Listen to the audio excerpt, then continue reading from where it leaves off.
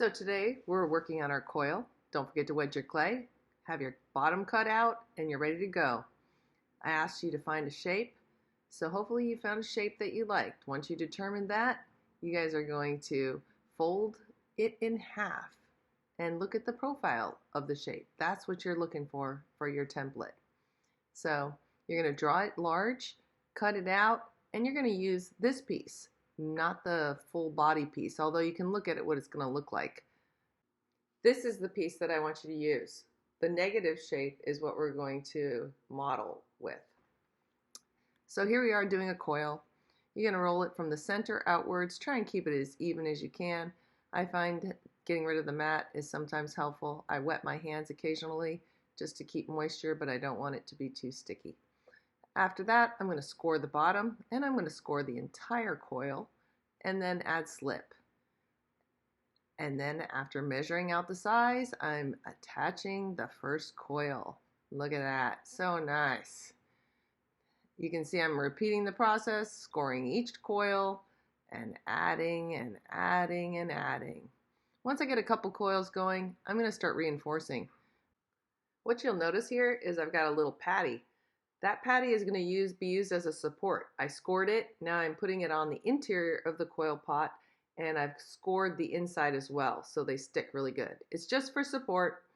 So now we're ready to go to the next step. Now I'm adding more and more coils.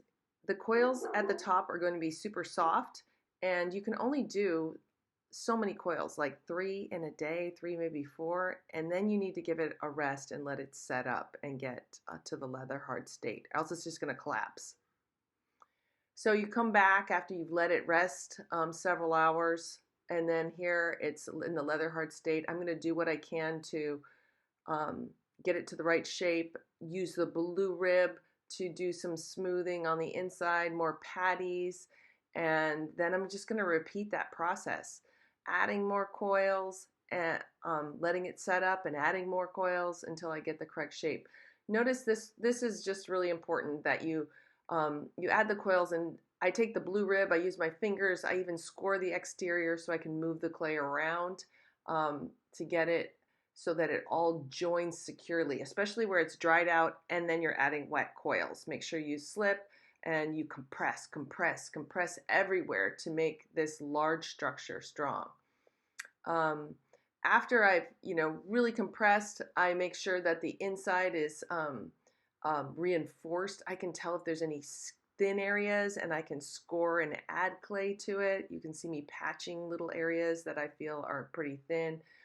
Overall, my pot is very large, so there's about a ½ inch wall of clay supporting it. Now all that's left is scrape it with the metal rib. It is a ½ inch thick, so I can take off a lot of material here. After I've smoothed it completely, I'm going to try and build inward. Now it's all established and firm. It will support the inward coils without collapsing. So you can see I've gone inward. It's nice and leather hard. Now I can build the top.